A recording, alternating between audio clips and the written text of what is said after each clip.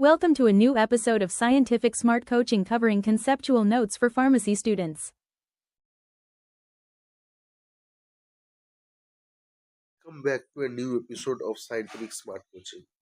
Scientific Smart Coaching hashtag pharma hashtag Bangla বাংলাতে আমরা একের পর এক pharmacy D Pharma that is diploma in pharmacy এর সেকেন্ড ইয়ারের যে বিভিন্ন কনসেপ্ট বিল্ডিং ভিডিও নোট সেগুলো আমরা একের পর এক ভিডিওগুলো আপলোড করছি। আমরা ডায়াবেটিস নিয়ে পড়াচ্ছিলাম আগের দিন, ডায়াবেটিসের সেকেন্ড পার্টটা যে পড়াবো। দুটো ডায়াবেটিস আমরা দেখলাম, দু ধরনের, type 1 diabetes, type 2 diabetes. Type 1 diabetes কেন হয়?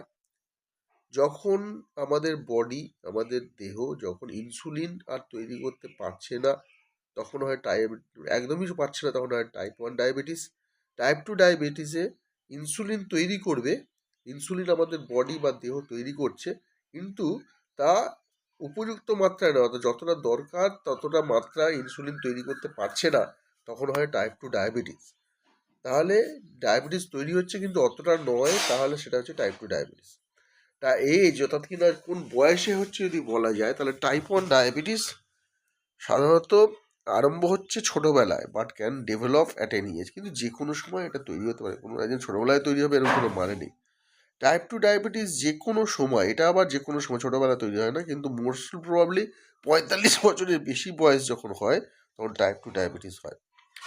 আর ফ্যামিলি হিস্ট্রির দিকে যদি দেওয়া যায়, রিস্ক ফ্যাক্টর যেটা, অর্থাৎ কিনা পরিবারের কারোর মধ্যে ডায়াবেটিস হলে তখন টাইপ 1 ডায়াবেটিস হয়। টাইপ 2 ডায়াবেটিস আবার অন্যরকম, এটা ওভারওয়েট, অর্থাৎ কিনা বডি ওয়েট খুব বেড়ে গেছে, খুব মোটাসোটা হয়ে গেছে এবং কাজকর্ম করছে না, ইনঅ্যাক্টিভ হয়ে গেছে। এছাড়া ব্লাড প্রেশার হাই হয়ে গেল, আর ফ্যামিলি হিস্ট্রি তো আছেই, অর্থাৎ পরিবারের কারোর হলে ও টাইপ 2 ডায়াবেটিস হতে পারে।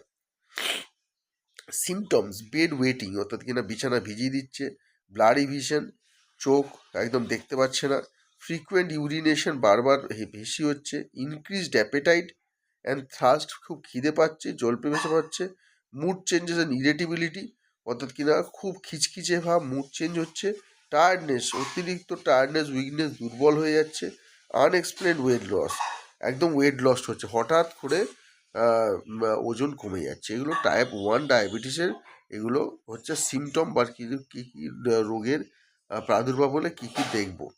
টাইপ 2 ডায়াবেটিসে আবার দেখো, ইনক্রিজড অ্যাপেটাইট থ্রাস্ট, অর্থাৎ জল পিপাসা বাড়বে, খিদে পাচ্ছে, ডার্ক প্যাচেস অন নেক, নেক, আর্মপিটস, অর্থাৎ কিনা কুনুইয়ে বা নেকে, এগুলোতে ঘাড়ে ডার্ক প্যাচ, কালো রং দেখো, ফ্রিকুয়েন্ট ইউরিনেশন, বারবার হিসি, ব্লাডি ভিশন, চোখ ধোঁয়াতে, টায়ার্ডনেস, উইকনেস, অর্থাৎ কিনা সে উইক হয়ে যাবে, সে টায়ার্ড হয়ে যাবে সহজে, আনএক্সপ্লেন হয়ে যাবে, হঠাৎ করে ওজন কমে যাচ্ছে।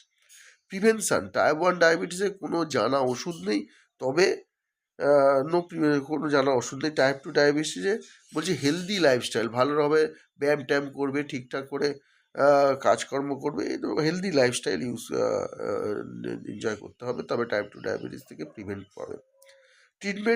ট্রিটমেন্ট যদি বলো, টাইপ 1 ডায়াবেটিসে ওই ইনসুলিন ইঞ্জেকশন দিতে হবে। টাইপ 2 ডায়াবেটিসে healthy living, possible insulin support, অর্থাৎ টাইপ 2 ডায়াবেটিসটা হেলদি লাইফস্টাইলটা এনজয় করতে হবে, আর যদি দরকার হয় তখন হচ্ছে তোমার দিতে হবে পসিবল হচ্ছে ইনসুলিন ইনজেকশন। এবার আসা যাক পরবর্তী স্টেজ কি বলছে।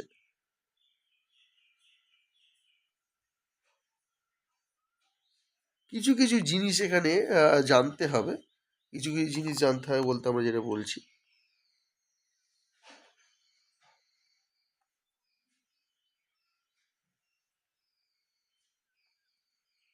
কিছু কিছু জিনিস আমাদের এখানে জানতে হবে, কিছু কিছু টার্ম আমাদের জানতে হবে। সেই টার্মগুলো হচ্ছে ক্লিনিক্যাল ম্যানিফেস্টেশন, কিছু ডায়াবেটিস ট্রিটমেন্টের ক্লিনিক্যাল ম্যানিফেস্টেশন কী কী জানতে হবে। পলিউরিয়া, টু মাচ ইউরিনেশন, অর্থাৎ কিনা খুব বেশি পরিমাণে হিসু। ডিপসিয়া, টু মাচ থ্রাস্ট, অর্থাৎ কিনা খুব বেশি যদি আমাদের জল পিপাসা পায় তখন বলে পলিডিপসিয়া। পলিউরিয়া হচ্ছে টু মাচ ইউরিনেশন, দেখো ইউরিয়ার থেকে ইউরিনেশনটা মনে রাখবে। পলিফেজিয়া, টু মাচ ইটিং, তাহলে টু মাচ ইটিং, খুব খাওয়া পাবে, পলিফেজিয়া। এছাড়া ব্লারি ভিশন, এক্সট্রিম ফ্যাটিক অর্থাৎ কিনা খুব দুর্বল হয়ে যাবে, wounds that are slow to heal, কোনো কেটে গেলে সেটা তাড়াতাড়ি সারবে না, tingling pain or numbness in feet, পায়ে ব্যথা অর হ্যান্ডস, হাতে ব্যথা, ড্রাই ইচি স্কিন অর্থাৎ শুকনো খসখসে স্কিন যেটা হচ্ছে ইচিং হচ্ছে, যেটা হচ্ছে চুলকাচ্ছে। তাহলে কি কি এখানে তোমার করতে হবে? ফিজিক্যাল অ্যাক্টিভিটি বাড়াতে হবে, consistent carbohydrate intake and spacing of meals অর্থাৎ কার্বোহাইড্রেট ইনটেক অর্থাৎ কিনা শর্করা জাতীয় খাদ্য খেতে হবে এবং খাদ্যের ভেতরে খাওয়ার ভেতরে সময় দিতে হবে। স্মোকিং সিজেশন অর্থাৎ সিগারেট বিড়ি খাওয়া যাবে না। Non pharmacological strategy for diabetes prevention, modify fat and calorie count অর্থাৎ কিনা চর্বি কমাতে হবে। স্ট্রেস ম্যানেজমেন্ট, চাপ নেওয়া যাবে না। মডারেট ওয়েট লস, তাহলে এইগুলো তোমাদের করতে হবে। ডায়াবেটিসের কমন সিমটম আমরা পড়েই নিয়েছি আগে। তাহলে আমাদের কি কি এগুলো দেখলাম, স্মোকিং সিজন, এগুলো সব ফার্মাকোলজিক্যাল ট্রিটমেন্ট অর্থাৎ কিনা ওষুধের দিক দিয়ে আমাদের কি কি ভাবে এগিয়ে যেতে হবে। Sulfonylureas first and second generation, এটা খেতে হবে। Biguanides, meglitinides, thiazolidinediones, alpha glucosidase inhibitor, glucagon like peptide 1 agonist and amylinomimetics. এইগুলো বিভিন্ন ক্যাটাগরি আছে, বিভিন্ন ভাগ আছে ওষুধের, এইগুলো আমরা ব্লাড সুগার লেভেলটা জমানোর জন্য নিতে পারি। তাহলে এগুলো যা গেল। চলো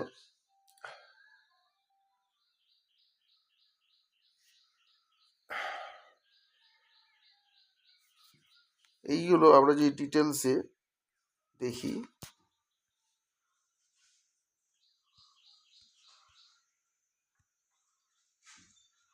আমরা পড়লাম। তাহলে ক্যাটাগরি সালফোনিউরিয়া এগুলো দেখলাম, এগুলোর এক্সাম্পল হলো সালফোনাইলিউরিয়াস, এর এক্সাম্পল হচ্ছে অ্যাসিটো হেক্সামাইড, ক্লোরপ্রোপামাইড। ফার্স্ট জেনারেশন, সেকেন্ড জেনারেশন এগুলো ওষুধ খাবো আমরা।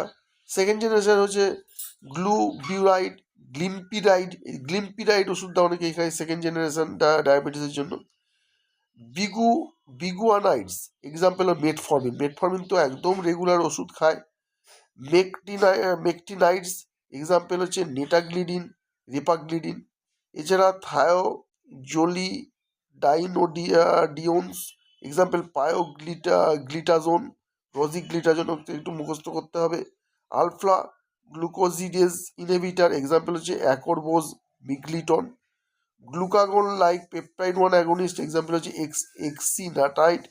এক্সিনাটাইড অ্যান্ড লিরাগ্লুটাইড। অ্যামাইলিনোমিমেটিক্স এক্সাম্পল হচ্ছে প্র্যামলিনাইড অ্যাসিটেট। তাহলে এইগুলো আমাদের পরের পর একটু মুখস্থ করে রাখতে হবে। চলো আমরা পরবর্তী স্টেজে যাই। এটা আমরা দেখলাম।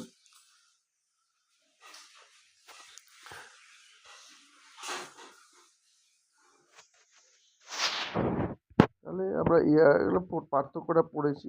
তাহলে এইগুলোই মোটামুটি হোক, আমরা পরবর্তী স্টেজে যদি ডায়াবেটিস নিয়ে আমরা আলোচনা করি তখন আমরা এই নিয়ে আরও এগিয়ে যাব। আচ্ছা, তোমাদের কাছে একটা রিকোয়েস্ট থাকলো, তোমরা আমাদের এই সায়েন্টিফিক স্মার্ট কোচিংকে তোমরা যদি একটু সাপোর্ট করো তাহলে আমরা এগোতে পারবো, পরের পর ভিডিও আপলোড করতে পারবো। তোমরা সাবস্ক্রাইব করবে এবং এই ভিডিওটাকে তোমরা যতটা পারবে শেয়ার করবে, এইটাই আমি তোমাদের কাছে আশা রাখছি। তাহলে আজ এই পর্যন্ত থাক, পরবর্তী ভিডিওতে তোমাদের সাথে আবার দেখা হবে।